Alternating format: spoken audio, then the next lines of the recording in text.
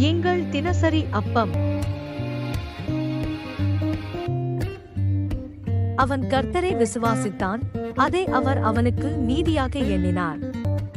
ஆதியாகமம் 15ஆம் அதிகாரம் 6ஆம் வசனம். பிரியமானவர்களே, விசுவாசம் என்பது தேவனுடைய வார்த்தையை அப்படியே நம்புவது. சூழ்நிலைகள் எவ்வளவு வித்தியாசமாய் இருந்தாலும் அதன் மத்தியிலும் நான் ஆண்டவர் சொன்ன வார்த்தையை விசுவாசிக்கிறேன். தேவன் சொன்னால் நிச்சயம் நடக்கும். நம்புவதற்கு ஏதுவில்லாமல் இருந்தாலும் வாக்குத்தத்தம் பண்ணினவர் உண்மையுள்ளவர் என்று அவரை நம்புவது. ஆபிரகாம் தேவனை விசுவாசித்து விசுவாசத்தில் வல்லவனானான். பிரியமானவர்களே, உங்களுடைய வாழ்க்கையில் எப்பேற்பட்ட சூழ்நிலைகளிலும் கர்த்தர் நல்லவர், அவர் வாக்கு மாறாதவர்.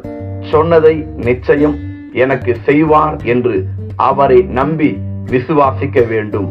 ஆண்டவர் மீது நம்பிக்கை கொண்டோர் ஒருபோதும் வெட்கப்பட்டு போவதில்லை.